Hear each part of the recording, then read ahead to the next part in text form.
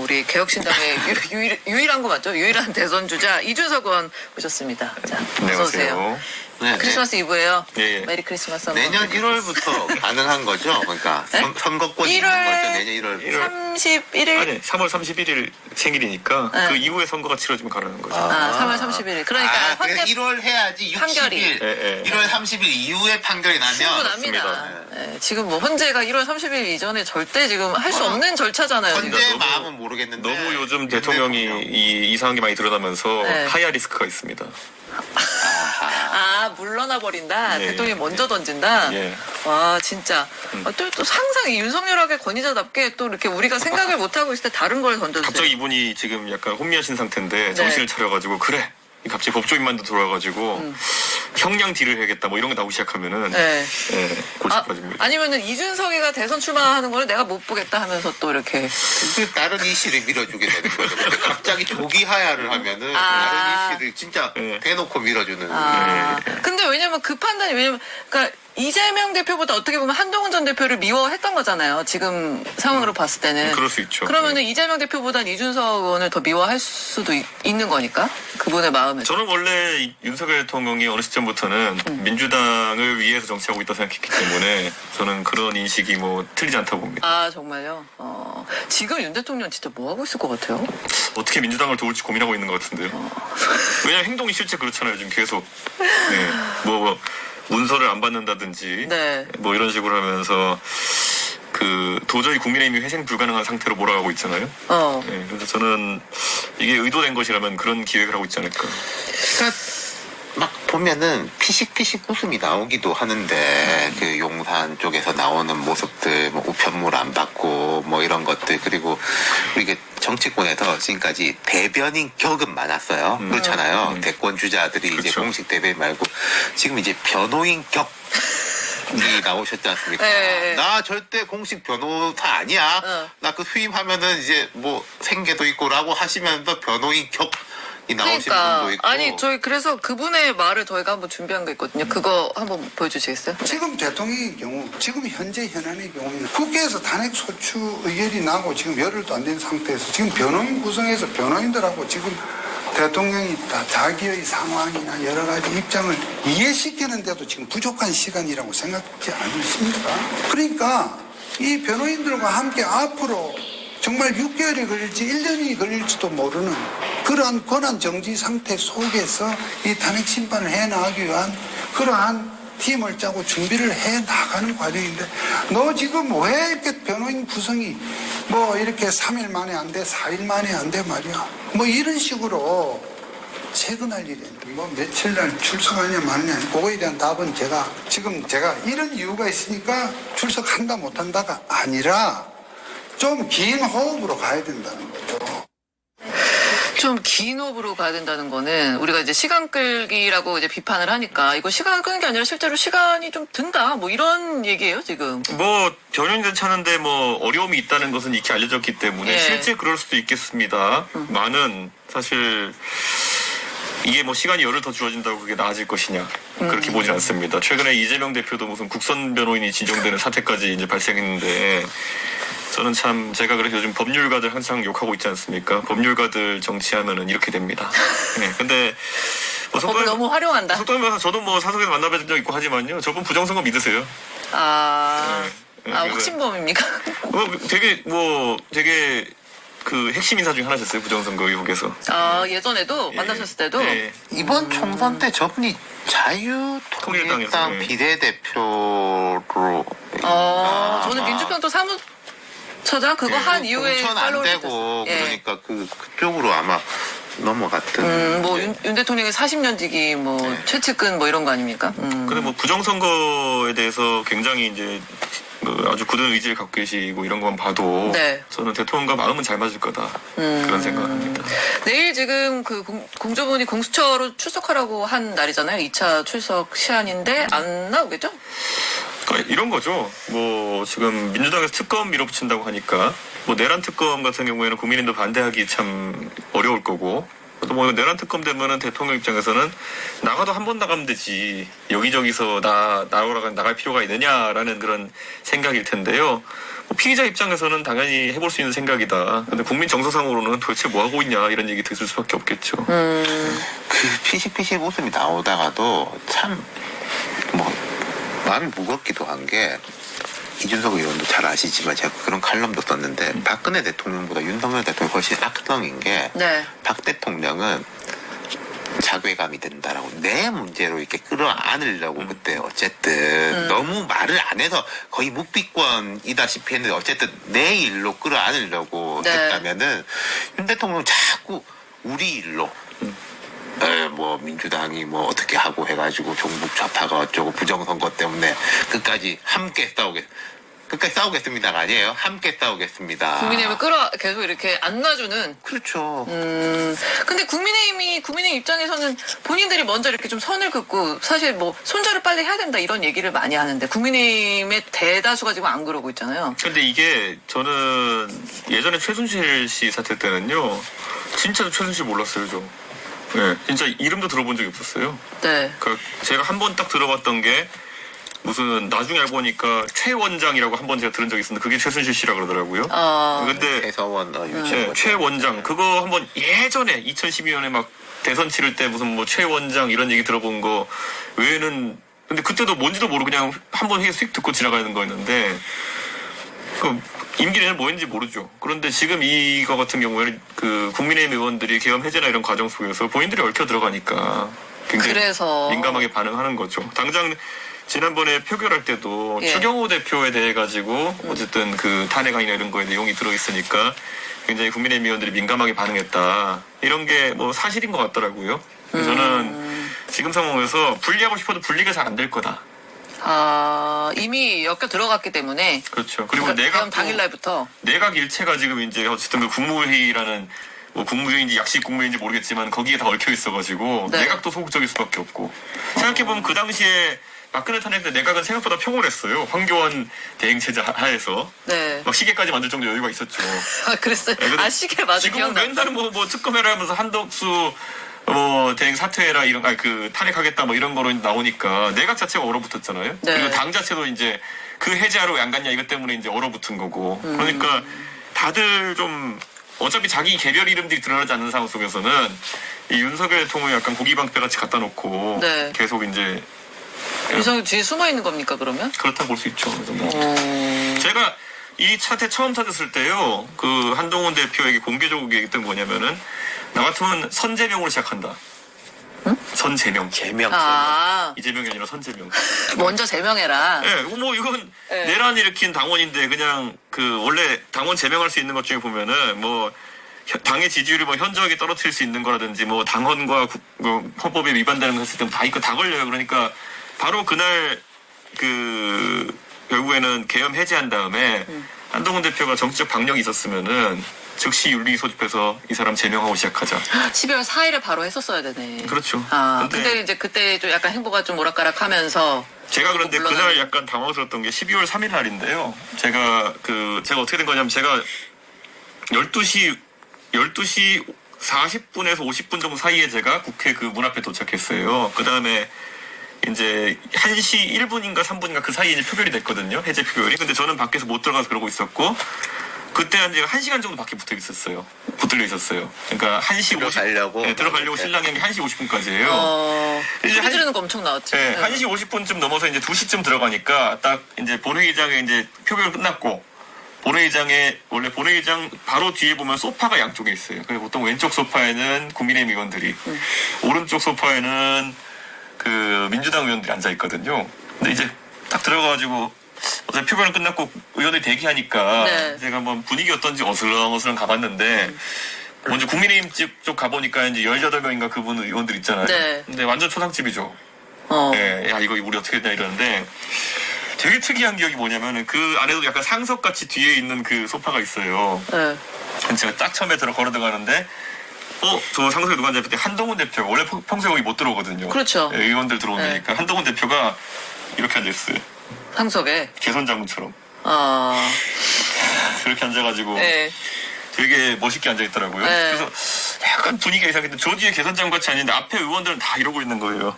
그래서 제가 앞에 있던 의원이 이제 요즘 재섭이 얘기하면 좀 민망하겠는데 여기 서범수 의원하고 김재섭 의원이 있어가지고 제가 둘 다 친하니까 그래가지고 이제 어떻게 할 거야 이렇게 얘기했는데 진짜 모르겠어요. 너무 이거는 당황스럽고 발생하면 안 되는 일이 일어났다. 그래서 완전 침울해 있는 거예요. 네. 한동훈 대표 뒤에서 기하했겠어요. 에? 어떻게 해석하시는 거예요, 그러면? 네? 그거를 어떻게 해석하고 계시는 거예요? 본인의 어쨌든 계엄 해제에서 본인이 역할했다는 것에 굉장히 이렇게 그 한 글자로 표현하는 그게 차오른 거예요. 그래가지고 딱 이러고 있어. 제가 그래서 앞서 인사를 안녕하세요. 거기 한동훈 대표도 이렇게 하더라고요. 그래서 이렇게 인사하는 사입니까? 그냥 이렇게 인사했는데 이렇게 인사하고 나왔는데 그게 되게 특이한 모습이었고, 그러니까 저는 그날 벌어진 사태를 이제 조금 늦게 들어서 본 거잖아요. 네. 근데 그 앞에 그게 그렇게 국민의힘 쉬는 공간은 그렇게 돼 있었고, 또 이제 제 의석은 또 그 민주당 의석 오른편이기 때문에 민주당 의석 쪽을 이제 가가지고 있더니만은 거기는 그 한동훈 대표 이러고 있던 자리에 거기는 안기령 씨가 이러고 있었어요. 그분도 이제 들어오면 안 되는 분이 이제 네, 사실 원래는 안 그런데 들어오는데. 그걸 문제 삼을 상황은 아니고. 네, 네. 안기령 씨가 이제 영웅이 돼가지고 민주당 의원 사이에서 이제 둘러싸여가지고 이렇게 하고 있었고. 그래서 그날 제가 그 12월 3일에서 4일 넘어가는 그 밤의 그 광경은 제가 늘 드나들던 국회 본회의장인데 좀 특이했다. 양쪽 상속에 앉아있는 사람들이. 그러니까 그 안에 상징적인 인물들이었던 거죠. 저는 현장에 없고 저도 뭐 뒤에 이야기로 들은 거지만은 대통령이 그 선언을 안 했잖아요. 국회 해제됐을 때 4시 반까지. 네. 그때까지는 긴장감이 좀 높았다. 진짜 한 번 더 뭐 들어오는 거 아니야? 그렇죠. 막 그런 거에 대한 긴장감이 높았다니까 보더라고요. 그게 또 신변 위협 때문에 본회의장 안에 아까 뭐 안기령 대변인, 지금 대변인인가? 그분까지 또 이렇게 근데 안에 뭐 있을 수 있게 하고. 그러니까 이쪽은 왜 그런지 약간 이해가 가는데 이쪽 국민의힘 쪽은 왜 이런 분위기지 약간 약간 그런 느낌이 약간 들어가지고 되게 당황했어요. 그러니까 지금 윤 대통령이랑 뭔가 거리를 못 두는 이유가 국민의 의원들, 국민의힘과 그 내각 자체가 이렇게 어떻게 엮여 있기 때문에 분리가 안 된다는 거였는데, 근데 이렇게 가면 이게 민심과는 다른 방향이고 국민의힘이 점점 쪼그라들 수밖에 없는 거는 그분들도 알지 않을까요? 모르죠. 예. 그러니까 그 윤상현 의원이 이제 개인적인 경험을 바탕으로 해가지고 한 1년 있으면 괜찮아진다. 네. 그걸 이제 김재섭 의원한테 얘기해서 사실 김재섭 의원은 유탄 맞은 건데. 그러니까. 근데 국민의힘은 문계기가 일상화돼 있는 당입니다. 네. 그러니까 어떤 상황에서도 그렇기 때문에 저는 뭉개려고 할 생각이 되게 클 것 같고요. 지금 이제 권영세 의원이 비대위원장 거론한다고 하는데 네. 사실 권영세 의원이 약간 이제 그래도 중도가 아니라 되게 신사세요. 네, 권영세 의원이 굉장히 신사시고 합리적이고 네네 뭐 그런 분인데 좀 이분이 지금 노인 포지션상 되게 고생할 수밖에 없는 포지션이다. 포지션상. 예. 이분이 사실 되게 합리적이면서도 이런 상황에서 이런 어려운 일을 맡아가지고 네. 처리해낼 수 있을 거라고 보진 않습니다. 네. 본인은 오히려 약간 좀 고사를 좀 했고 나경원 의원이 좀 하고 싶었다. 보도를 따르면 이런 정도의 분위기였던 것 같은데. 그 국민의힘 의원들이 아무리 어려운 상황 속에서도 그 사람은 안 되라는 이런 컨센서스가 있었던 거겠죠. 나경원은 안 된다. 네. 나경원 의원은 그거는 약간 그거는 본능적인 반응일 거기 때문에. 안 그래도 우리 애청자 마라로제님이 그 윤 실장님한테 그런 질문 했었거든요. 나경원 의원의 최근 행보를 어떻게 봐야 되냐. 국민의힘에 다 비슷비슷하니까 나경원 의원만 튀는 거 아닌데 최근에 그 발언이 있었잖아요. 민주당 지지자들이 국회를 둘러싸고 있어서 못 들어갔다. 그게 저는 약간 마지막 한 방이었던 것 같아요. 경찰이 둘러싸고 있어서 못 들어갔다라고 말하면은 네. 뭐 그런가 보다라고 하는 또 이준석 의원이 그 영상으로 나타났고 우리가 다 봤잖아요. 네. 근데 그 민주당 지지자들이 욕해가지고 못 들어갔다라고 하는 거는 정말 약간 뭔가 동떨어진 이야기. 저는 그거 보고 좀 당황스러웠던 게 나경원 의원은 실제로 이제 민주당 지지자들이랑 몇 번 이제 현장에 조우한 걸 제가 뭐 이번 시점이 아니라 예전에 네. 봤잖아요. 네. 워낙 얼굴이 많이 알려져가지고 네. 좀 공격적으로 나오긴 합니다. 민주당 지지자들이. 그래도 그렇더라도 뚫고 지나갔어야 되는 게 이제 상황이었고 그걸 또 말로 하는 그걸 경험했다고 해서 그걸 또 핑계처럼 얘기하는 건 말이 안 되는 건데 이렇게 되는 거고 저는 근데 이게 저는 요즘 친한계 이렇게 친윤계 갈등이 이렇게 나오면서 제일 본 게 뭐냐면 나경원 의원의 그 경험을 반박한 게 이제 그 박상수 대변인과 그분이잖아요. 네네네. 갔는데 너를 알아보고 너무 이렇게 막 가라고 이렇게 해줘가지고 내가 들어갔다 그러는데 그것도 제가 봤을 때는 나경원이 보고 좀 그게 웃었을 것 같은데. 나경원 의원의 직접 이야기 보니까 내가 아니라 그런 사람도 있었다. 그 이야기를 한 분은 김장겸 의원이더라고요. 민주당 지지자들이. 그래서 못 갔다는 사람들이. 근데 다 얼굴 그렇게 알아보고 이렇게 막 욕하고 그러시나 싶기도 하고. 근데 방금 말씀하신 것처럼. 이제 냉정히 말하면요. 국민의힘 의원 108명 중에 예.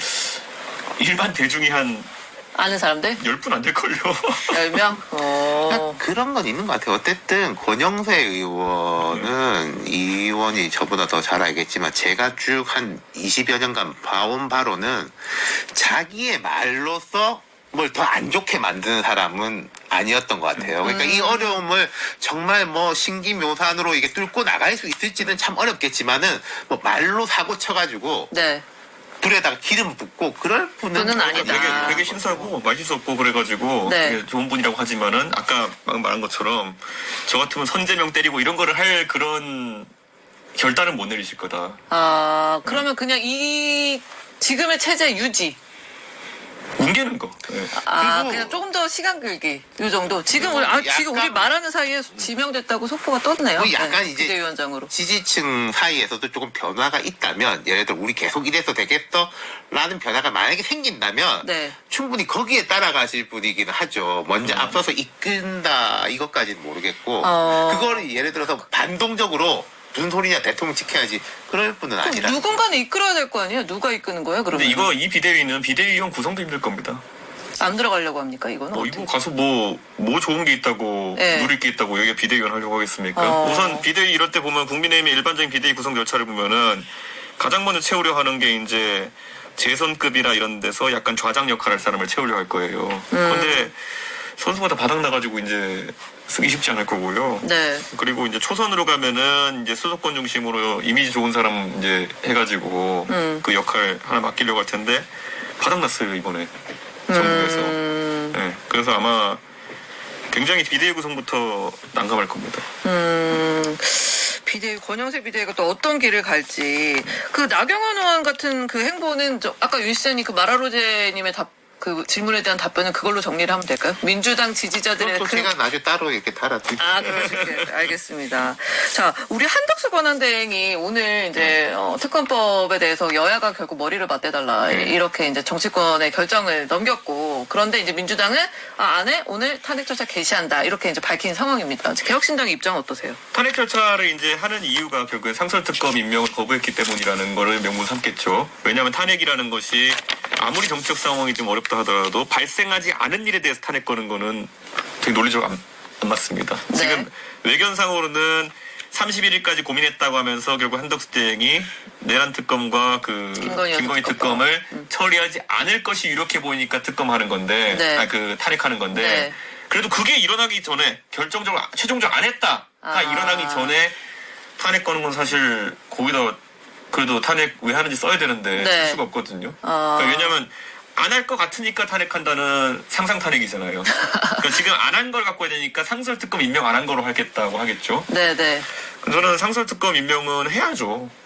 네, 한덕수 총리님이 그거는 평생 행정가로서 아니면 관료로서 살아오신 분인데 관료라는 것이 법에 정해진 어떤 절차를 따르지 않으면 당연히 그거는 문제가 된다는 걸 아실 텐데 너무 고민이 많으신 것 같습니다. 그것이 무엇인지 모르겠지만. 한덕수 권한대행이 좀 지나치게 고민이 많은. 그래서 저는 그 뭐 갖고 써오는지 한번 볼 텐데요. 저는 상상 탄핵이면은 그거는 절차상으로 하기 어렵고요. 예. 저희가 동의하기 어렵고 네. 상설 특검에 대해서 임명 안 한 거에 대해서 문제 삼는다 한다면은 한덕수 대통령님이 뭐 특별한 해명을 하시지 않는 한 찬성해야겠죠. 제 생각에는 민주당이 들어봐야 되겠지만 절차 개시를 했다 그랬잖아요. 네. 쓰고 있어 라는 거죠. 뒤까지 써놨어. 뒤 마지막 페이지만 남고 안 하면은 마지막 페이지 채워서 즉각 올려 그런 거 아니에요? 민주당 그러고 있는데 지금 조국당은 거리끼면서 다 썼어 이미. 이미 다 거기는 썼어, 다 맞아. 썼죠. 거긴 다 썼죠. 요즘 보면은 조국 대표가 이제 안 계시니까 예. 뭐라도 해야 되니까 되게 빨라요 모두 조국당이. 그렇구나. 근데 이제 그 의원 볼 때 어떠세요? 저는 한덕수 총리가 그 상설 특검이라든지 헌법재판관 때문에 고민하고 있는 것 같진 않아요. 내란 특검도 그것도 고민은 약간 낮은 것 같고 김건희 특검법인데 그러니까 우리가 국민들이 일단 제목이 김건희 특검법 해야지. 인데 내용을 보면은 분명히 좀 과한 게 있단 말이에요. 그러니까 한 대행 입장에서는 좀 어떻게 좀 해줘 정치권이 여야정 협의체. 근데 우리가 볼 때 이게 될 리가 있나? 그러니까 이거예요. 그러니까 여야가 서로 노리는 건 뭐냐? 민주당에서 노리는 건요. 뭐 사실 전술적인 면을 보자면요. 지금 특검을 출범시켜놔야 특검 준비 기간 뭐 30일에 뭐 임명하는 기간까지 해가지고 대충 선거전이 시작될 때 특검이 굴러가기 시작합니다. 네. 그래가지고 선거가 이제 2달인데 네. 이 보궐대선은 2달 동안에 계속 누구 잡혀간다 얘기만 뉴스에 나오게 만드는 효과가 있죠. 네. 그러니까 그런 관심 분산 되겠네요. 관심 분산이 아니라 공약이니 뭐냐 아무 의미가 없는 거예요. 사람들이 특검 그거 보느라고. 메인 뉴스 잡혀가는- 틀면은 맨날 오늘은 누가 잡혀갔습니다. 이것만 나오면은 사실 선거를 치는 게 깨가는 거지. 의미가 없거든요. 아. 그 특검에서 민주당 사람 잡아가겠습니까? 거의 다 네. 국민의힘 사람 아니면은 뭐 윤 대통령과 김건희 여사 관계된 사람들 잡아가는 것만 나올 텐데. 그래서 그것이 사실 민주당이 굉장히 유리하게 동작할 수 있는 거고 국민의힘은 이제 이 특검을 막을 수 있느냐 없느냐 문제가 아니에요. 시점이 선거와 물리게 되면은 선거 치러볼 필요도 없다 이게 되는 거죠. 특검 개시 시점이 중요하다 그래서. 그렇죠. 그래서 뭐 지금 그리고 특검을 보면은 이게 처음에 예전에 개혁신당을 배제하기 위해 가지고 뭐 특검 추천권을 뭐 연장자가 있는 그러니까 개혁신당이 의석이 3개고 진보당이 3개인데 무슨 거기 그러면 원래는 진보당은 비례대표 득표율이 없거든요. 왜냐하면 위성정당으로 그랬죠. 만들었으니까. 네. 보통 이럴 때 많이 들이대는 지표가 전국 단위 비례대표 득표율이 높은 당이 이제 우선권을 간다 이런 게 많은데 선수가 높은 의원이 있는 당이 이제 우선권을 간다 이렇게 해버린 거예요. 네네. 그래서 그 윤종호 의원님이 예전에 한번 하셨었죠. 지역구 하시다가 뭐 사퇴하셨나? 뭐 네. 그렇게 해서 재선으로 이제 치니까 그래서 윤종호 의원님이 재선이시니까 그렇게 하자 이렇게 룰을 만든 건데 네. 사실 이제 개혁신당 입장에서는 뭐냐 이렇게 되는 거죠. 그럴 수밖에 없죠. 그래서 이제 그런 상황들도 있었고 뭐 저는 민주당이 지금 아무래도 이재명 대표에 대해서 리스크도 있고 하니까 네. 하나의 틈도 내보이면 안 된다는 생각으로 자꾸 이런 것들을 오밀조밀하게 짜는 것 같은데 예, 저는 뭐 근데 계속 그렇게 어떻게 생각하세요? 네. 좀 궁금해요. 그러니까 예컨대 일부 보수 언론 같은 데서 이런 식으로 이야기한단 말이에요. 거부권 행사 말이 안 된다. 국민 여론이 너무 안 좋다. 이것도 그런다 거부권 한데. 말이 되냐? 근데 대신에 민주당도 뭐 약간 조금 낮춰라. 어떻게 대행을 또 탄핵하냐 뭐 이런 여론도 뭐 사실 이런 있는 거니까 이준석은 거기는 어떠세요? 저는 대행을 또 탄핵하면은 아마 거의 국제적으로 우리 대한민국은 그 다음 대선 때까지 거의 고립될 거다. 왜냐면은 지금 미국에서 이제 한덕수 대행 만나가지고 그래 몇 달 동안 잘해봅시다 이렇게 해놓은 상태인데 미국 입장에서 황당할 거 아니에요? 네. 민주당도 이게 사실 이 불확실성에서 만드는 모양새가 되면은 부담스러울 거고요. 그래서 저는 조국 당이야 빨리 가가지고 그걸 이제 내겠다 했지만은 민주당은 고민의 시간이 좀 있을 거라 봅니다. 오늘부터 절차 시작한다 뭐 이런 얘기는 하지만은 한덕수 총리님도 제 생각에는 완전히 모든 걸 거부하겠다 이렇게 하기는 어려울 거다. 그래서 우원식 의장이 이 와중에 계속 몸값이 높아지는 것 같은데 네. 중재안을 만드시지 않을까라는 생각을 합니다. 두 분의 생각이 비슷하시네요. 오늘 탈핵 절차 개시한다고 했지만 실제 정말 들어갈지는 아니, 왜냐면 예를 들어 이게 보세요. 우원식 의장님도 최근에 보면은 주가가 올라오고 계신데 이 상황에서 예. 주가를 한 번 더 높일 수 있는 이 배팅볼이 하나 온 거예요. 그러니까 이거를 활용하실 것 같은데요. 그러니까 아까 제가 말씀드린 대로 이제 10페이지짜리 답안지를 써야 된다고 하면은 예. 한 7페이지까지 미리 떠놓는 거야. 네네. 3장밖에 안 남았어. 이렇게 되는 거고 오늘 내에 또 여론 보면서 이제 이재명 대표한테 가서 누가 물어볼 거 아니에요. 어떻게 할까요? 어떻게 생각하시냐. 이재명 대표에 달렸다 결국은. 우리 한동훈 전 대표에게 어제 잠깐 나왔습니다만 물러난 날 그날 의미심장한 SNS를 남겨가지고 그동안에는 엄청 비판을 하시더니 이렇게 좀 짠한 마음 드셨어요 그날? 원래 제가 뒤통수나 아니면은 뒷모습에는 절대 제가 때리지 않는 원칙이 있습니다. 원칙이 있습니까? 예, 예. 그리고 뭐 제가 얘기했듯이 네. 저랑 문제인식은 비슷한 것 같은데 해법이 좀 달랐고 제가 봤을 땐 해법이 이상했으니까 계속 지적을 했겠죠. 네. 그러니까 계속 대통령이랑 갈등 상황 속에서 여러 가지 고민이 있었던 것 같아요 보니까. 그러니까 제가 예전에도 이제 이건 총선 때 비대위원장 시절이죠. 한동훈 대표가. 부정선거에 대해서 어떻게 생각하는지 입장 밝히는 게 좋을 거다. 근데 끝까지 안 밝혔거든요. 그게 뭐냐면은 한동훈 대표 정도의 지성이면은 부정선거 아니라는 거 알 거예요. 네. 근데 머릿속에는 요런 지지층도 끌고 가야 되라는 잡념이 꼈겠죠. 근데 지금쯤 아마 깨달았을 겁니다. 지금은 확실하게 얘기하고 있죠. 이 두 가지 그 끼고 가는 네. 그게 불가능하다는 거를. 아. 그러니까 이게 국민의힘의 대표나 이렇게 지도자 격에 있는 사람은요. 예. 둘 중에 하나 선택해야 돼요. 내가 이 전통적 지지층이 말하는 걸 들으면서 이 우가우가 하는 걸 계속 맞춰주면서 가다 보면은 확장성이 떨어져요. 그러면 그걸로 이제 선거 지고 그렇게 가든지 아니면은 여기를 깔끔하게 버리고 가운데만 공략해가지고 여기서 계속 욕먹으면서 이기든지. 그 두 가지 방법밖에 없다. 네, 그러니까 이게 김종인 이준석 모델이고 네. 이게 나머지 그냥 선거 판판이 지는 사람들 모델이에요. 한동훈도 결국 못했다. 그러니까 결국 여기서 우물쭈물하니까 양쪽 다 이제 되는 거고 제가 언제 이런 얘기한 적 있어요. 그 한동훈 대표가 대선 지지율 뭐 20% 이렇게 나온다고 할 때 저거 뭐냐면은 저거 옛날에 한 번은 언젠가는 황교안 지지했고 언젠가는 뭐 홍준표 지지했고 여러 손탄 지지율이다 저거는. 예, 굳이 말하면은 1번의 지지율이다. 그런 의미였던 거죠. 늘 1-1이 있고 2-1이 있거든. 제 네. 표현으로는. 네. 그러니까 저 당에서 그냥 제일 TV 많이 나온 사람한테 가는 그 고정 지지율이 있는 거예요. 네, 제가 네. 그걸 여기 SBS에서 이런 말 하기 좀 곤란하지만은 한 10년 전만 돌아가면은 KBS 9시 뉴스는 누가 진행해도 어떤 뉴스 꼭지로 해도 15%그 시청이 나오던 때가 있었어요. 있었죠. 그거는 네. 예, 그 촌에 가면 이렇게 다 계속 틀어놓으시니까. 그러니까 그게 있었어요. 근데 그게 종편 생기고 뭐 다양해지면서 이제 달라진 건데 그 약간 KBS 1TV 같은 지지율이거든요. 근데 그거를 너무 즐겼던 거예요. 그때 좀 뭔가 더 지지율이 힘이 있을 때 뭔가를 더 했었어야 되는데. 그러니까 여기 이거는 사실 그 예전에 김무성 대표도 갖고 있던 지지율이고 그거 쑥 빠지거든요. 예. 근데 이 그 지지율에 너무 도취돼가지고 이거를 안 잃으려면 어떻게 되냐는 고민이었는데 그러니까 안 잃으려면 한마디도 할 수 없는 거예요. 부정선거를 부정선거 하지도 못하고 대통령 각을 세우지도 못하고 그러니까 이거를 그러니까 보면서 자기는 처음에 하면서 아이 저 이준석 바보 같은 놈 왜 저랬지 이를 쓸 거예요 보면은. 그런데 본인은 그러다 보니까 선거도 못 이기고 지금 이것도 지키지 못하고 이런 상황이 온 거잖아요. 네. 지금은 그래서 약간 한동훈 대표가 똑똑한 사람이니까 깨달았을 거다 이렇게 생각합니다. 한 대표에 대해서 이 의원 나오기 전에 제가 이제 압착도 있다. 네네.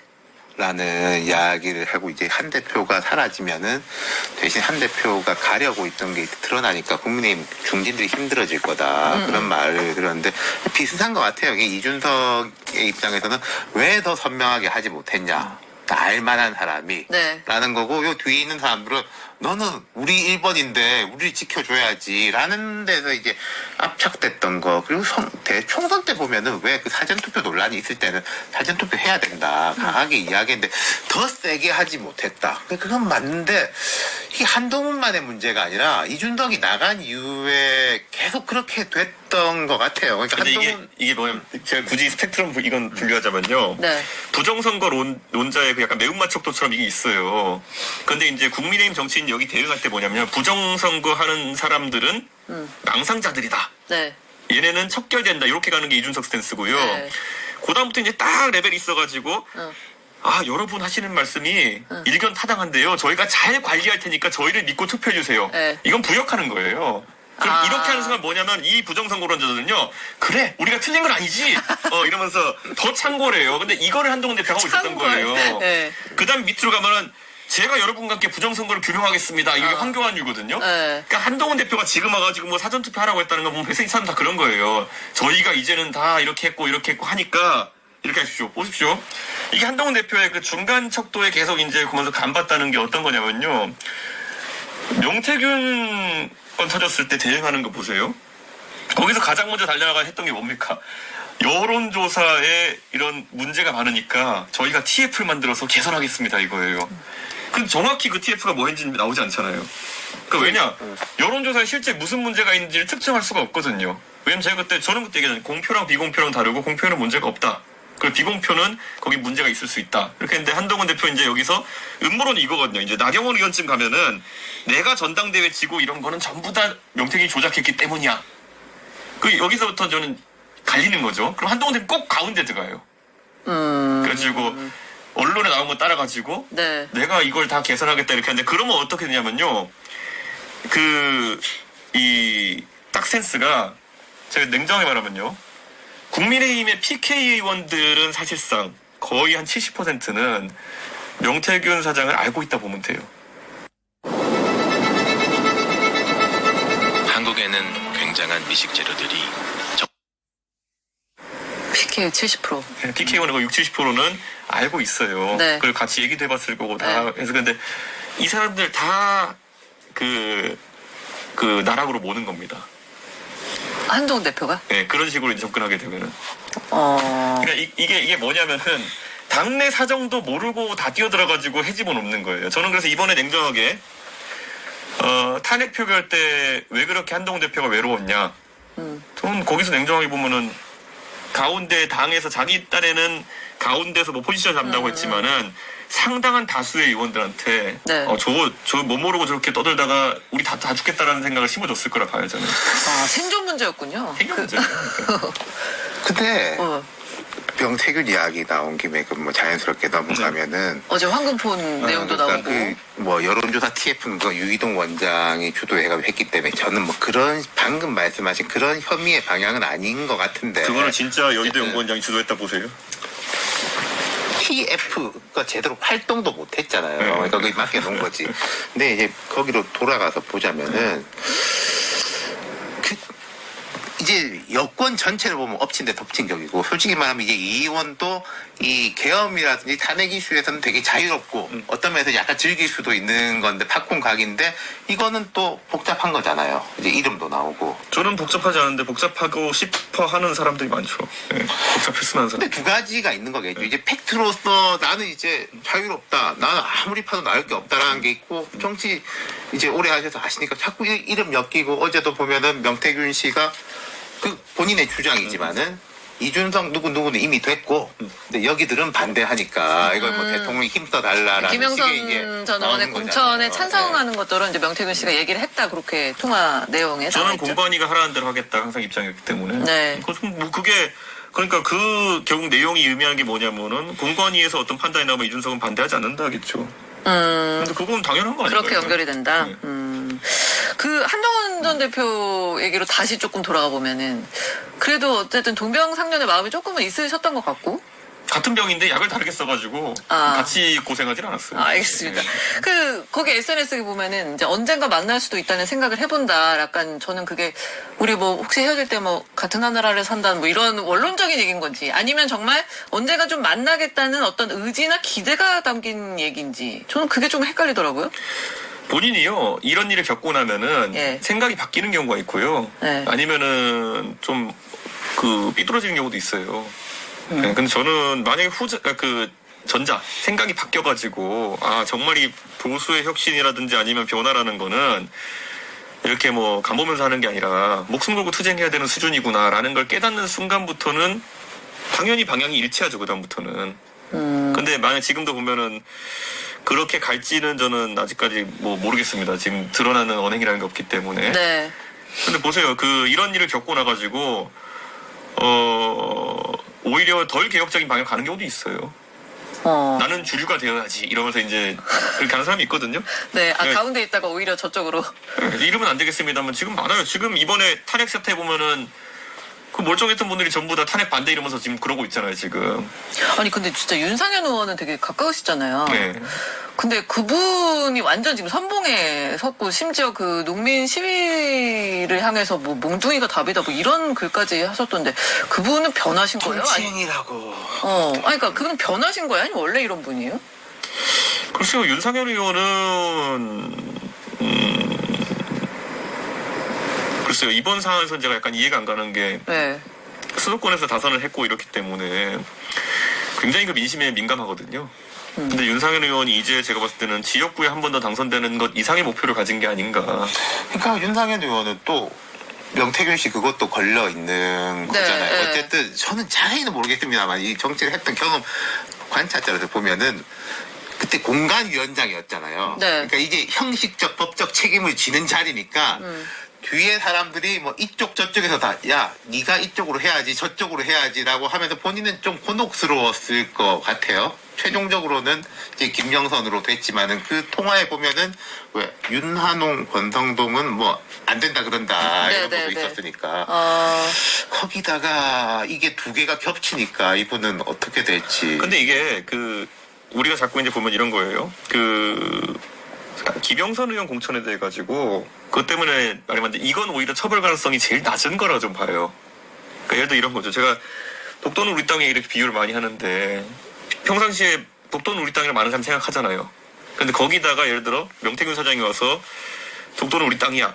근데 그 말을 듣고 독도는 우리 땅이라 생각했는지는 입증하기가 되게 어려워요. 네. 네. 근데 그렇다면 독도는 우리 땅 결론이 났다 그래가지고 야 명태균 말 들었는데 이러는 순간부터 이거는 좀 희한한 게 되는 거거든요. 근데 마찬가지로 결국 윤상현 의원 입장에서 본인이 예를 들어 누구한테 시킨 게 아니라 본인한테 누가 얘기한 것이 본인의 생각과 일치했다라를 가지고 처벌받을 가능성이 낮아요. 그러니까 그거는 그러니까 이게 단신 정치적으로는 가십거리가 그렇지. 되고 이렇게 내상을 입을 수밖에 없지만은 그래서 저는 이거를 볼 때 사람의 행동을 봤을 때 네. 법적 책임을 질 가능성 있는 부분이 어딘가를 보고 그걸 회피한다고 이제 봐야 되는 거거든요. 근데 윤상현 의원이 거기서 이 건을 처벌 가능성 있는 사람은 윤석열 대통령밖에 없어요. 그러니까 윤석열 대통령이 본인의 권한에 없는 일을 누구한테 하라 했다. 그건 윤석열 대통령이 처벌 대상이 들은 사람이 처벌 대상이 아니거든요. 공천의 개입 그걸로 관련해서 윤 대통령만. 혹시라도 이제 거기서 윤상현 의원이 약간 책임질 수 있는 게 있다 그러면은 다수가 반대한 것을 깔아뭉개고 내가 독단으로 절차를 위반하고 뭐 했다 이런 게 나오면 그렇다 하더라도 저는 윤상현 의원이 뭐 명태균 씨나 김명선 전 의원한테 뭐 돈 받고 한 것도 아닐 것이고, 근데 이제 정치와 법의 문제를 나눌 수는 없는 것이고, 이제 선거 시즌이 되니까 더 그럴 것이고, 국민의힘이 지금까지 많은 문제가 있었던 것도 저는 그 부분이라고 생각하거든요. 앞으로 이게 어떻게 할 건지 선거 때 부분인데 모르겠습니다. 이 특검까지 엮여 들어가면은, 그리고 다들 지금까지 나왔던 많은 문제들은 이 잘못 자체보다 요걸 어떻게 좀 숨겨보려고 혹은 무마해보려고 하다가 힘쓰고 거짓말 하다가 이렇게 엮여 들어가는 것들이 많으니까 참 만만치가 않을 것 같고, 아까 제 대선 이야기 잠깐 돌아가도 궁금한 게 2017년 대선 때도 보면은 두 가지 전선이 있었던 것 같거든요. 왜 흔히들 문재인 41%밖에 안 나왔어, 보수 합치면 더 많아라고 하는데, 안철수가 무슨 보수입니까? 아니 탄핵 찬반으로 나누면은 홍준표 25대 안철수 보수 아니에요?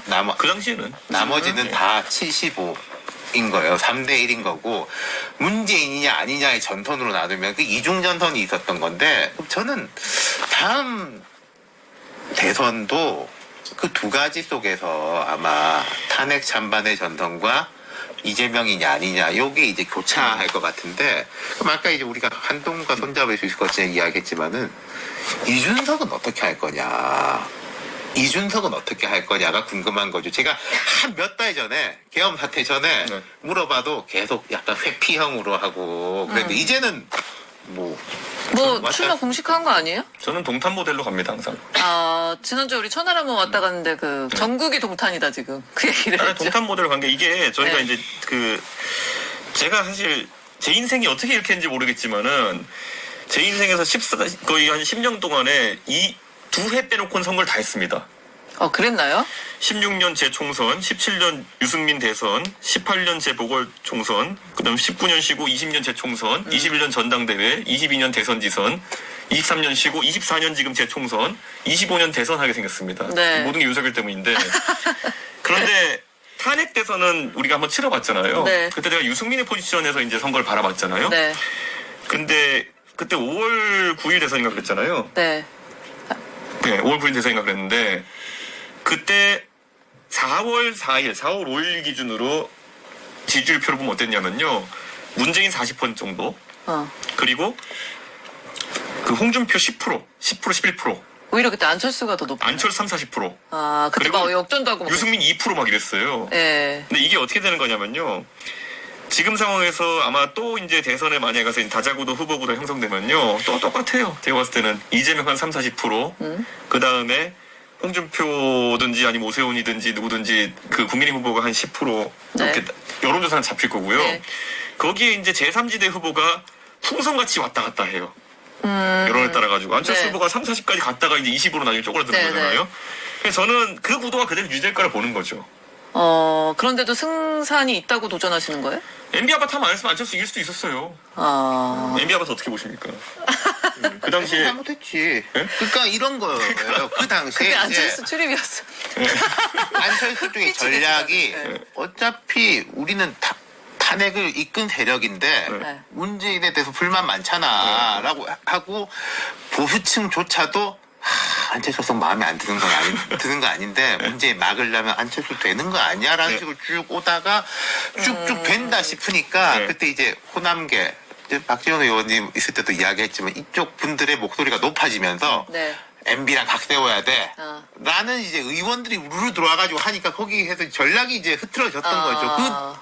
그때부터 민주당이 웃었던 게 홍준표 올라오면서 진영 대결되니까 아주 쉽게 스무스하게 MB냐, 그러니까 친보수냐, 반보수냐 이렇게 해가지고 MB 아바타 소리 나오면서부터 이제 거기서 MB가 갑자기 등장하고 이러면서 안철수 의원의 포지션이 범보수 중도 후보에서 갑자기 또 그 호남국민의당에 새로 줄어드는 거예요. 그 과정이 있었던 거거든요. 네. 그러니까 계속 그때는 이제 민주당도 그렇고 홍준표 후보도 그렇고 협공을 했던 게 안철수 얼굴이 아니라 자꾸 박지원 얼굴이라든지 네. 이런 얼굴을 이제 들이밀려고 했던 그러니까 거지. 유승민 의원이 그 당시에 때려도 유승민 의원한테 유승민 의원님 뭐 말씀은 감사한데 참 뭐 제가 더 열심히 하겠습니다 이렇게 했으면 되는데 실망입니다 이런 거 하면서 이제 여기도 이제 희한하게 각이 잡힌 거고 이게 저는 안 후보가 그때도 뭐 본인은 대선 실제로는 처음이니까 네. 그런 포지션의 어려움을 겪었던 거 주변에 하도 돕는 분들이 많다 보니까 네.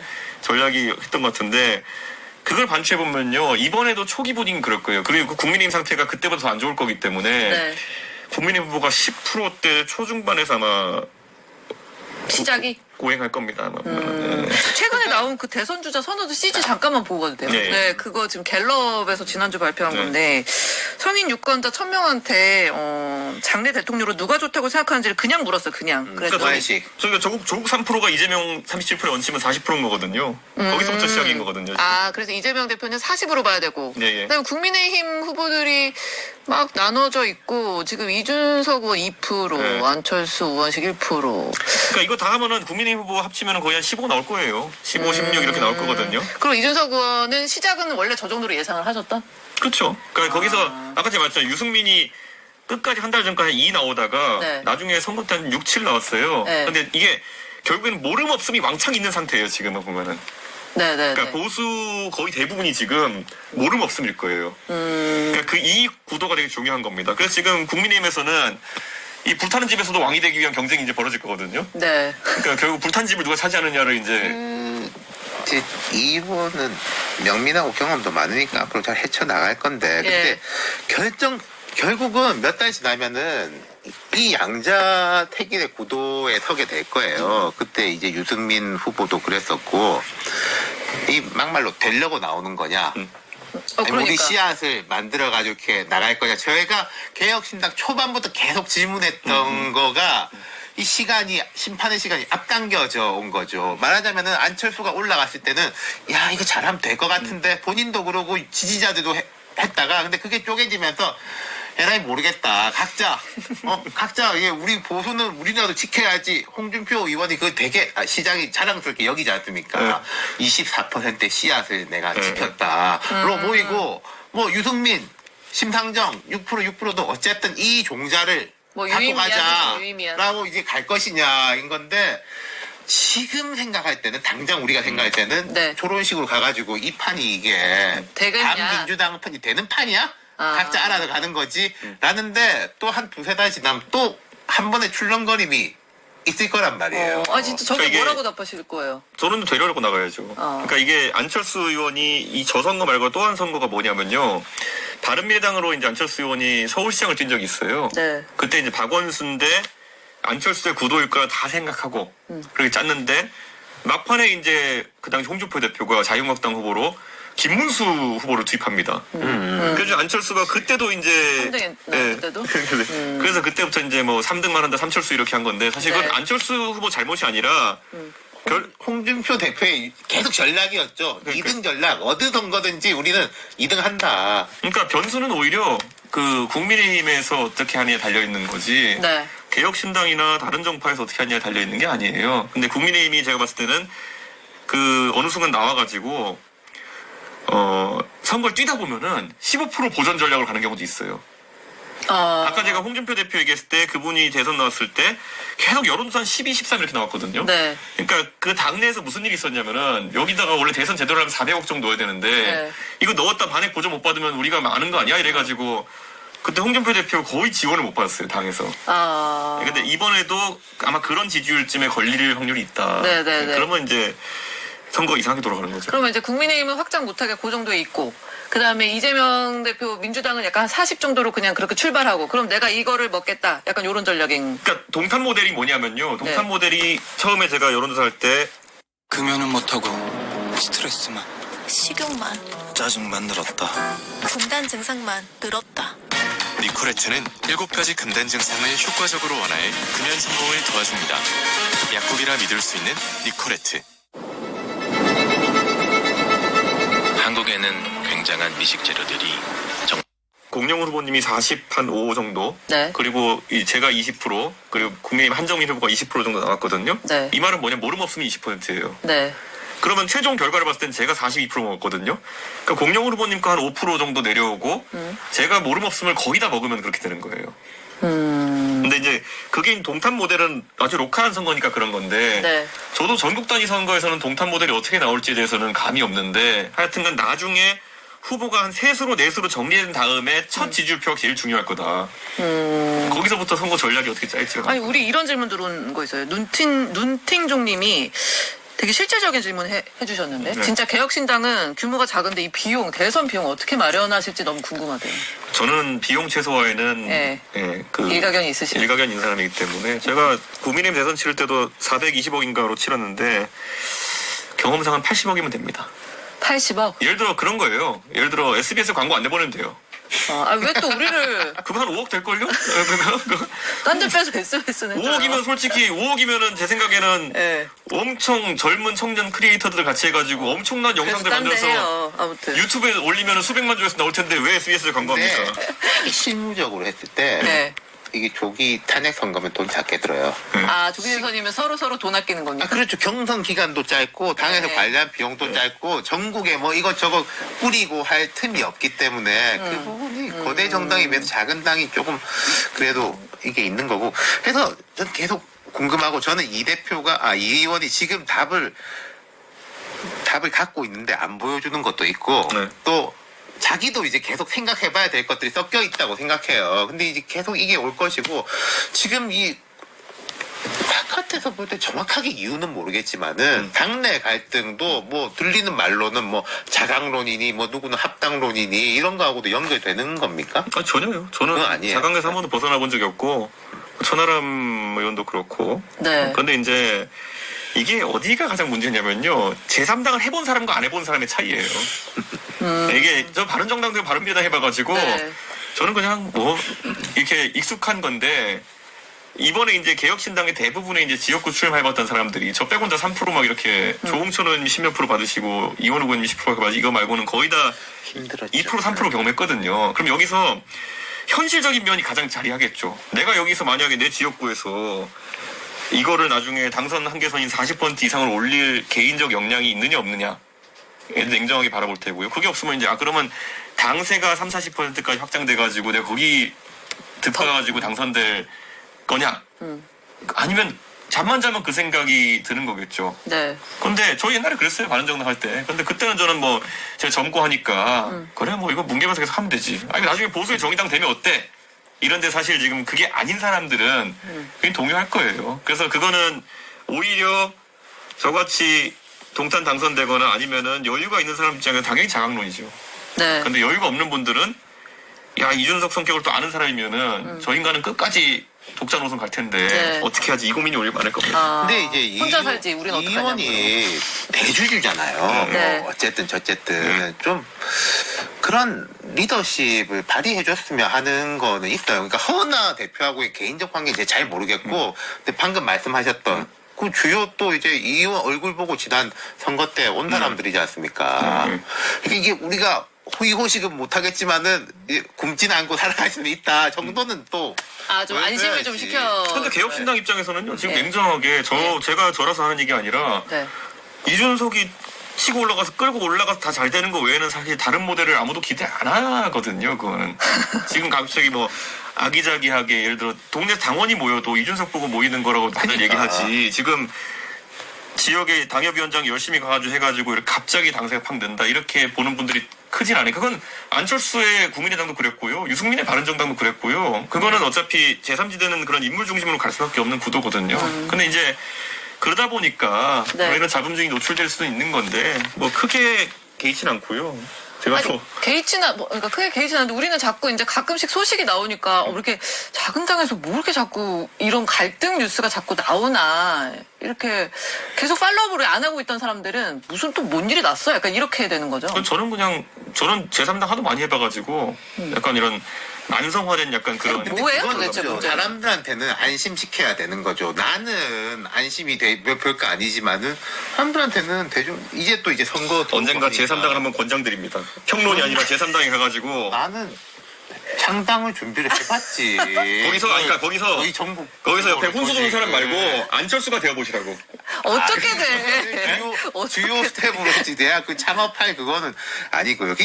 여기서도 이준석의 고민과 김철근의 고민과 허은하의 고민과 다 달라요. 그러니까 아니 그래서 이게 어떻게 지금의 갈등을 어떻게 정리하면 되냐고 우리가 어떻게 알고 있으면 돼요? 그러니까 제가 냉정하게 말하면요. 결국에는 여기서 지금 다른 구성원들은 아무 이의가 없어요. 그럼 허은하 대표만 물러나면 되는 겁니까? 전 물러나라고 한 적도 없어요. 결자 해지. 결자지 뭐냐면 사고 친 게 있으면 사고 친 거 사과하든지 아니면 이렇게 하면 되는 거다. 근데 하여튼 뭐 길게 가면 안 좋을 것 같고 뭐 이런 건 있어요. 이게 제일 좋은 거는 우리가 우훈두훈이라고 하지만은 잘 협의하고 정치하는 사람들이 마음 맞춰. 근데 그건 국민의힘에가 조언해보자. 그러니까 잘 해봐라 이렇게. 네, 한동훈하고 그거는 왜 이제 잘 일반이고 못하니 이렇게 해봐 이렇게. 되는 현실적으로는 네. 이 표현이 맞는지 모르겠는데 진압을 하건 협의를 하건 빨리 하는 게 좋고 이걸 길게 가가지고 사람들이 보고 그래 알고 보니까 허은하가 잘못했고 이준석이 억울한 점이 있네 이렇게 길게 가는 것보다 저는 뭐 협의를 하건 진압을 하건 할 거면 빨리 진압해라. 하는 게 제가 정치하면서 예. 제 가장 보람이 뭔지 아십니까? 저는 지금까지 저와 함께한 사람들 단 한 명도 해고하거나 예. 예, 제가 먼저 그만하시죠란 말 해본 적이 없습니다. 그래서 계속 결자. 아니 그게 제 그게 아니라 저는요 제가 끝까지 버티면 어떡해? 제가 어떤 조금 뭐 그 피해를 보고 한다 하더라도요 저는 저랑 같이 일하겠다 온 사람들한테 한 번도 제가 뭐 물러나십시오 아니면 이런 거 해본 적도 없고요. 근데 그렇지 않은 삶을 사는 사람도 있겠죠. 근데 그건 제 삶의 철학이라고. 근데 진짜 대선 때는 뭐 사람들 더 몰려올 텐데 진짜 이상한 사람이면 쳐내야 되는 거 아닙니까? 그때까지야 되겠죠. 근데 저는 가끔 이제 빨리 되는 게 아니 뭐 그 원칙에 대해서 저는 여쭤봤던 거였고 어제지 지난주에 천하람 의원이 나와가지고 이제 이준석 의원이 사실상 제일 빨리 이제 대선 출마를 이제 선언을 했으니까 물 올랐다 이러면서 이재명 대표의 대항마 이미지를 선점했다 막 이런 표현을 했어요. 요즘 이재명 대표에 대해서 제가 뭐 말하는 것들이 보도가 많이 되는 게 쓰레기차 분유차 뭐 이런 거. 네, 그런 게 이제 아무래도 국민의힘에서는 지금 대통령이 탄핵된다라고 확신하고 그거를 다음 단계로 가는 게 불경제 비슷한 거거든요. 그렇죠. 그러니까 또 여기서 하다못해 그 홍준표 시장님마저도 네. 애매한 표현 쓰면서 이제 가잖아요. 뭐 서울로 이사를 해야겠다 뭐 이런 거 있잖아요. 근데 그게 아마 국민의힘 주자들 입장에서 가장 스트레스 받는 지점일 겁니다. 이게 타임라인이 어떻게 되냐면요. 탄핵 뿅 나잖아요. 그러면은 국민의힘에서 이제 2달 남은 대선을 위해서 경선을 하자. 이렇게 하면은 지난 경험을 봤을 때 한 3주짜리 경선을 할 거예요. 2달 중에 3주를 경선을 한다고요? 네, 그 정도 될 거예요. 민주당이 3주고 국힘이 한 2주였을 거예요. 이게 법적으로 경선을 하기가 그러니까 전국도 돌아야 되고 어쨌든 할 건 다 해야 되니까. 대통령 선거라는 게 공고돼야지 예. 경선이 의미가 있는 거잖아요. 예. 근데 지금은 법적으로 윤 대통령 임기 2년 6개월인 거예요. 그러니까 뭘 할 수가 예비후보도 등록할 수가 없어요. 그러니까. 내부적으로는 준비를 하겠지만은 예. 뭘 이게 공식적으로 할 수가 없어요. 그래서 국회 후보들은 아무도 이렇게 대놓고 말을 확 못하는 상황. 그렇죠. 나가서 네. 내가 대통령이 되면 뭐 하겠습니다. 이런 거 못 해요, 지금 국민. 오세훈 시장도 막 속으로 막 끙끙 앓고 있겠네요. 그렇죠. 그리고 방송사 갔을 때 뭐 예를 들어 진행자가 조금 골탕 먹이 이러면은 뭐 탄핵에 대해서 탄핵에 대해서 될 거로 보십니까? 안 될 거로 보십니까? 그러면 말 조심해야 되거든요. 그러니까 그런 거 오면 좀 물어보세요. 그런 사람들 오면. 막상 가면은 약간 분위기가 이제 저기 된다면 사실상 이런 것들은 있었죠. 그래서 지금 이재명 대표의 그 향후 일정은 좀 어떻게 예상을 하고 계세요? 전 이재명 대표는 지금 이제 이재명 대표가 그 국선 변호인과 함께 빨리 그 재판을 치르시기를 예, 전 기대하고 사실 이재명 대표 입장에서는 굳히기 들어가겠죠. 40% 굳히기? 그렇죠. 그리고 그 안에서 세부적인 전략으로 이제 뭐 아까 말했던 것처럼 이제 반 이재명 후보들이 뭉친다 이런 것들을 경계하면서 가겠죠. 예, 그런 것들.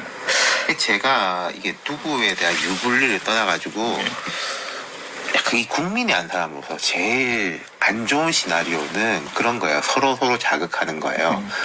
그 적대적 공생이 계속 가는 거지. 왜냐면은 정파 대결로 진영화됐을 때 유리해지는 사람이 있어요. 17년 대선 때도 야 박근혜 이 끝났고 좀 리셋해가지고 새로 이야기해야 되는 거 아니냐라는 판이 좋은 사람이 있고 이 아마 이제 이준석 판일 것이고 근데 야 광화문 뭉쳐라 여기 뭉쳐라 라고 해가지고 그게 또 유리해지는 사람들의 판이 있을 거예요. 근데 후자가 쉽긴 하죠. 가능성은 높죠. 그 전자는 상당히 어렵고 국민한테 설득해야 되고 많이 해야 되고 이런 판이라면은 네. 저는 그래서 탄핵이라는 거에서 예전에 그 박근혜 대통령은 솔직히 저도 탄핵 찬성이었기 때문에 바른정당에 갔었지만은 헌법재판소에 그 머리 롤 감고 와가지고 두들기 전까지는 저도 한 5대5로 봤어요. 될 수도 있고 그랬어요? 안 될 수도 있겠다. 왜냐면 저는 최순실이라는 사람이 뭐 전행을 했다 손 하도 나중에 뭐 자극적인 본질은 어쨌든 뭐 연설문을 보여줬다든지 네. 아니면 인사에 개입했다 이런 건데 저거는 전 정권에서도 있었을 것 같은데 이런 것들 처벌하기 시작하면은 탄핵이 일성화되는 거 아니냐 뭐 이런 것 때문에 저는 헌재가 그걸 갖고 어떻게 판단할까. 왜냐면 그 전에 노무현 대통령도 이게 잘한 건 아니지만은 탄핵에 이를 정도는 아니다 이렇게 판단 받으신 거잖아요. 그러니까 박근혜 대통령도 이게 잘한 건 아닌데 탄핵에 이를 정도는 아니다 이렇게 판단할지 모른다 봤거든요. 그래서 저는 근데 이번에는 이견이 없어요. 이번엔 자신하십니까? 이거는 진짜 군대를 국회에 투입했는데 이게 탄핵 아니면 뭘 탄핵하라는 거냐 이런 수준이거든요. 그거는 그런데 예를 들면 헌법재판관의 뭐 임명이 어쩌고 자리가 어쩌고 그러면서 뭔가 네. 이 상태가 굉장히 길게 갈 수 있다는 우려는 솔직히 좀 있잖아요. 저는 아닐 거라고 봐요. 저는. 그래요? 예, 헌재가 박 대통령 혼자가 빨리 움직일 거다? 돌아보면은 네. 그때는 제가 생각할 때 이게 탄핵이 될 수밖에 없다고 두 가지를 봤던 게 그 탄핵 가결 전부터 한 달 동안 이 사람이 약간 기가 빠져가지고 박 대통령이 이 자리를 수행할 수 없는 상황이라고 느꼈어요. 저는 이 법적 잘잘못을 떠나가지고 그 다음에 그 한 달하고 탄핵 심판 초기에도 보면 그게 뒤에는 되게 이제 크게 나왔는데 불러도 안 오고 네. 물어도 대답 안 하고 헌법소의 의지가 없는 걸로 판단한다. 이게 최순실 자체가 있는 것이고 그 하나 더가 있었던 건데 지금 이제 윤 대통령을 보면은 제가 계속 말씀드리는 게 이 법적인 문제도 법적인 문제지만은 이분이 돌아와가지고 2년 동안 그러면은 불가능이지. 군대도 이렇게 하고 여기도 하고 상상할 수 없죠. 뭐 방통위 이런 데도 임명하고 네. 할 수 있을 거라고 불가능해. 생각하냐 온 국민들이 그건 아닌 거죠. 자, 우리 이주석 의원과는 사실 좀 남 얘기가 조금 재밌는데 짧게 그럼 네. 아까 나왔던 네. 우리 그 CG에 나왔던 사람들 짧게 좀 여쭤볼게요. 홍준표 지사가 지금 굉장히 적극적인데 여전히 가까우시죠? 저는 홍준표 시장님 제가 솔직히 지난 대선 치를 때 시장님, 지금 네. 와서 하는 거지만은 네. 예전에 윤석열, 홍준표, 뭐 유승민, 원희룡 이렇게 대선 치를 때 예. 솔직히 옛날 홍준표 폼이 아닌데 이런 생각했었어요. 지금의 홍준표가? 아니 그러니까 그 말씀하실 때 3년 전 대선 토론하시고 아니면 저는 또 이제 현장을 가까이 보고 이랬잖아요. 네. 그 예전에 그 기가 안 느껴지는 약간 그런 게 있어가지고 이미 3년 전에요? 예. 지금은 근데 어때요? 제가 지금은 아니요 저는 지금 보면 놀랐던 게 이번에 월간조선 인터뷰 하신 거 보고 야 센스는 확실히 살아있다 이런 생각했어요. 못 봤어요, 그거 왜? 근데 이게 홍준표 대표님이 약간 그 선언적 표현을 잘하시거든요. 네. 그 앞에 헤드라인 잘 뽑고 그렇게 하시는 게 있거든요. 약간 김종인 위원장 그건 똑같아요. 기사 날만에 헤드라인 잘 뽑으시는데 보다가 제가 참 실소를 금치 못했던 게 이런 게 있어요. 대한민국의 트럼프 상대할 사람 나밖에 없다. 그런데 근거를 대라면 제 생각에 근거를 제가 듣기는 어려워요. 이 그런데 이야기 되게 오래됐어요. 옛날에 17년 대선 때도 스트롱맨 이야기 때부터 그러니까 야 지지난번부터 아, 지지난번 왠지 헤드라인 진짜 잘 뽑았다. 그러니까 저한테 왜 홍준표 대표가 가장 상대하기 좋냐고 설명하면 저도 설명할 자신 없는데, 야, 뭔가 재밌는 표현이다 이런 생각이 드는 거예요. 그래서 저는 홍준표 시장이 이제 그런 헤드라인 잡고 이렇게 젊은 세대가 솔직히 재밌고 시원하다고 하는 그런 능력은 아직 살아있다. 제가 이번에 느꼈고요. 네. 오세훈 시장은 제가 같이 일해봤지만 이분은 되게 안정적인 분이시기 때문에 네. 결국 결단을 어떻게 하냐의 문제거든요. 네, 저는 결단을 어떻게 하냐의 문제인데 사실 제가 오 시장님 그 서울시장 보궐선거 나오실 때 돕고 이래가지고 하는데 나오면 강력해요. 네. 예, 토론도 잘하고 이렇게 부드럽고 하기 때문에 그런데 결단의 시점을 어떻게 잡느냐가 제일 중요한데 그거 제가 그쪽 참모들하고 얘기해 보니까 고민이 많으신 것 같아요. 대구시장 놓고 나오는 거랑 서울시장 놓고 나오는 거는 무게감이 다르네요. 또 이렇게 대통령도 없는 판에 네네네. 이제 내 홍 시장은 재밌는 게 이 계엄 국면이 열리기 전에 또 이 의원 나왔을 때 말했는데 홍 시장님이 이게 좀 투명한 사람이에요. 제가 볼 때는. 그리고 이제 이 의원도 홍 시장에 대해서 뭐 크게 척진 이야기 안 하고 홍 맞아요. 시장은 늘 감싸는 게 예. 홍준표의 이 투명성이라는 거는 계엄 전에 니하고 내하고 합치면은 내가 이제 원래 정통보수하고 이제적으로. 네가 젊은 애들 데리고 오고 하면은 나는 윤석열처럼 막 대통령 안 그런다. 나 대통령 하고 가는 거고 네 당 해가지고 들은 얘기 같잖아요. 하면 되는 거 아이가? 하는 게 너무 또 투명하게 쫙 보여갖고 그래요? 지금도 그 홍 시장의 머릿속에는 그 나는 대전략은 이준석만 잡으면 된다. 변함이 없다라고 보이는 것 같아요. 그게 나는 오른쪽 하고 느껴지죠? 홍 시장의 어떤 그런 근데 속이 나는 느껴지지 않아요? 그때나 지금이나 홍준표가 저렇게 한 거 이해가 돼. 내가 홍준표라도 저런 전략을 할 수 있겠어. 근데 내가 이준석이라면 손을 잡지 마라. 아니 잡지 마라는 아니고 어. 또 뭐 어떤 면에서 맞는 것 같기도 한데 어떤 면에서는 야 이거 아닌데 이거 같기도 하고. 제가 냉정하게 얘기하면요. 홍준표 대표는 지금으로서는 본인의 당내 세력이 없어요. 그러니까 흔히 말하는 당내의 삼성 간호류. 거기가 원래 왜 삼성 간호가 됐냐면 원래 그 시작이 옛날에 황교안부터 시작해가지고 홍준표부터 시작해서 황교안을 갔다가 나중에 윤석열한테 오면 그게 삼성 간호 완성이거든요. 네. 그러니까 그 삼성 간호류의 그 사람들이 다시 한번 홍준표 시장을 도울까가 이제 문제인 거거든요. 네. 최근에 친윤계 움직임을 보면은 홍준표 시장을 도울 가능성이 있다고 저는 생각해요. 최애 메시지 분명하게 내고 있죠. 그런데 그러려면 홍준표 시장이 이제 타협을 해야 될 거거든요. 힘든 금연 첫 주, 힘든 금연 첫 주.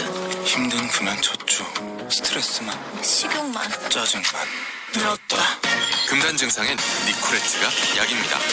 7일 금연 프로그램을 시작하세요. 니코레트. 한국에는 굉장한 미식 재료들이 예를 들어 특검이나 아니면은 이 윤석열 대통령은 처우라든지 이런 거에 대해 가지고 뭐 드러나지 않더라도 일정 타협을 해야 됐거든요. 근데 그게 이제 메시지 선명성이 나중에 문제가 될 수 있기 때문에 그걸 네. 어떻게 판단하느냐가 중요하고 사실 그런 지점 그리고 여기서 이제 아까 오세훈 시장도 평가했고 한데 한동훈 대표가 이제 뛰어들려고 할 텐데 네. 제가 이제 한동훈 대표 그 쪽에는 계속 이제 컨설팅 아닌 컨설팅을 제가 하고 있는데 공개적으로 저는 그 대표 물러나고 이번에 저는 이제 역시나 이 건물에서 라디오 진행하는 김태현 변호사한테 그 얘기 한 적 있어요. 형 이거 한동훈이 만약에 물러났으면은 나 같으면은 왜냐면 그 다음날 뭐라 나왔냐면 직접 차를 끌고 무슨 뭐 국내 여행을 하겠다 뭐 이런 게 나왔어요. 그래서 야 이거는 딱 한동훈 감성인데 막 이런 얘기 했어요. 제가 그러니까 또 가가지고 셀카까지 하면은 올리면 완성인가? 그러니까 셀카까지 올리면 동네 가가지고 보면은 거기에 자기 가는 거 미리 공지하면은 거기 50대 60대 아주머니들 와가지고 대표님 뭐 이러면서 하고 그러면 거기 사진 찍으면서 또 예? 여러분이 저를 걱정하시고 제가 여러분 걱정하겠습니다 이런 거 하고 이런 거 딱 한동훈 감성인데 네. 그런 생각이 들었는데 아, 그거 하지 마라 그러면? 그거 하지 말고 제가 뭐 하라 그랬냐면은 미국에 가라. 미국에 가면은 보스턴에 아마 딸이 유학하고 있는 걸로 알고 있는데 네. MIT에 그럼 가가지고 한 크리스마스 방학을 같이 보낸다면서 네. 국민들한테는 제가 지금까지 정치하면서 가족들을 챙기지 못했는데 가족들이 너무 놀란 것 같아가지고 가족과 함께 그리고 제가 사랑하는 딸과 함께하는 시간을 가지려고 합니다. 모두 메리 크리스마스 이러고 있었으면은 네. 생각보다 괜찮은 메시지인데. 지금 공항 가 있는 거 아니야? 그 다음에 제가 이 말씀드리면 안 하기 때문에 하는 거예요. 가서 그 다음에 보스턴에 앉아 있으면은 뉴욕이나 아니면은 이 워싱턴에 있는 싱크탱크나 아니면은 또 주요 관계자들이 한동훈 대표쯤 되는 사람 만나고 싶을 거예요. 그럼 가가지고 쓱 이제 워싱턴 가가지고 손 한번 흔들어주고 그렇게 하면은 미국 관계자들과 만나가지고 이렇게 네. 참 한국에 대해 많은 대화를 나눴습니다. 이렇게 하면서 그냥 멋있는 얘기 언제 하고. 와요, 한국에? 그 다음에 1월 초에 CES가 있습니다. 네. 라스베가스에 가가지고 갈 때. 단핵강 무슨 여행사도 아니고 뭐 이렇게 구체적인. 아니요, 쫓겨났다고 생각하면은 그렇게 할 수 구체적인 있어요. 일정을, 네. 그렇게 가가지고 거기서 미국의 이제 발전상을 보니까 이 최신 기술이라는 거 보니까 우리나라 해야 될 일이 많습니다. 그래가지고 그런 거 챙기는 모습. CES까지 갔다 찍고. 그거 어디 한 다음에 갑니까? 한국으로 오면은 그 2, 3주가 작은 것 같지만 굉장히 큰 공백입니다. 그 사이에 대한민국 정치는 많이 바뀌었을 거거든요. 그 정도의 일정을 제가 이제 김태현 변호사 하는 게 통해서. 어떻겠냐 했는데 안 할 거니까 이제 얘기할 수 있는 건데 안 된다 이래요? 제 생각에는 한동훈 감성으로 아마 이제 국내 저는 차를 직접 봅니다 이러면서 이렇게 해가지고 이제 가가지고 또 당원들과 만나가지고 그거에 가서 사진 찍고 올릴 것 같은데 그거 쉽지 않습니다. 그 길로 해가지고는. 늦게라도 좀 일단 한번 좀 나갔다 와라. 뭐 이런 조언으로. 이제 늦었어요. 크리스마스 때 가가지고 뭐야? 해야 되는데 그러니까 얘기하는 거죠. 자, 마지막으로 안철수, 우원식 요 두 사람만 얘기하고 주자들 남 얘기는 그만할까요? 안철수 의원은 되게 강력할 겁니다 이번에 대중적으로는. 근데 당내에선 세력이 하나도 없을 겁니다. 아니, 결국은 근데 당내 후보가 돼야 될 거 아닙니까? 그래서 저는 사실 안철수 의원이 그 특검법이나 이런 데에 대해서 반대하고 처음에 이런 탄핵 정부 생기기 전에 계엄 정부 생기기 전에 그런 모습 보이면서 그땐 대선이 2년 반 정도 남았다 생각하니까 안철수 의원이 어떤 새로운 정책 포석을 위해서 저는 그런 걸 하고 있구나라는 생각했거든요. 근데 안철수 의원이 약간 가장 난감한 상황이 됐습니다. 그런 새로운 정치 지역을 만들 만한 시간이 없어진 거예요. 네. 그래서 안철수 의원은 지금 대중적으로는 안철수 의원에 대해서 호감을 가진 사람이 늘어나고 있는데 네. 당내에서는 이걸 풀기가 좀 어렵다. 당내에서 가장 안철수 의원하고 친한 의원이 누군지 아십니까? 누구예요? 윤상현 의원입니다. 그러니까 이런 게 이 계엄 정부에서 꼬여버린 거예요. 원래 안철수 의원의 그 대중적 영향력이나 인기 아니면 그런 아주 본인만이 갖고 있는 장점들을 윤상현 의원 같이 굉장히 당내에도 두루 뭐 조직이 있고 이런 사람들이 커버해주면서 같이 갈 계획이었을 거예요.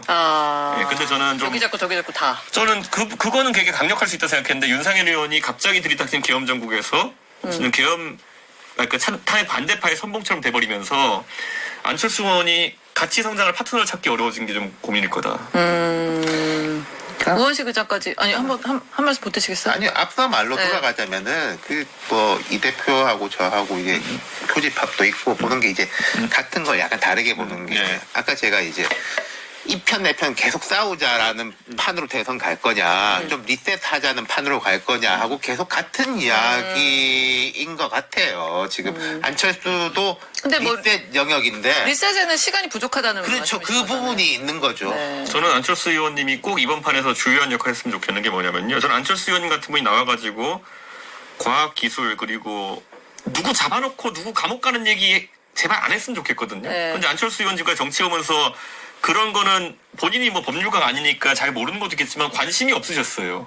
미래 이야기 뭐 이런 거. 그러니까 가끔 미래를 좀 너무 많이 계셔가지고 너무 뜬구름 같긴 하지만은 네. 그 과학 기술이라든지 아니면 의정 갈등 문제에 있어서는 합리적인 메시지가 나왔다 보고요. 저는 이런 것들은 오히려 저도 이제 제가 선거 나와서 그런 거 하려고 그러면 대화가 되는 사람이 있어야 되거든요.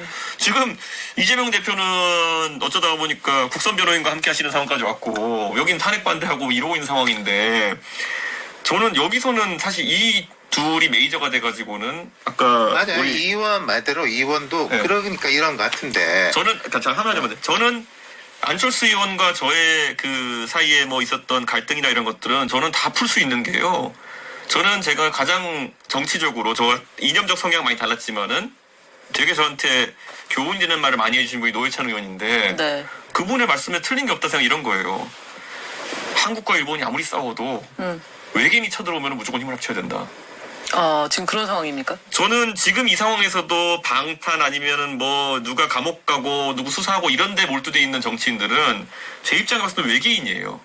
왜냐면 저는 최근에 제가 보는 뉴스 중에 제일 저는 요즘 정치하지만 산업계 뉴스를 더 많이 보거든요. 네. 왜냐면 진짜 뭐 제가 주식 투자하는 것도 아니고 그런데 많이 보는 이유가 여수에 예를 들어서 여수 화학단지가 무너진다.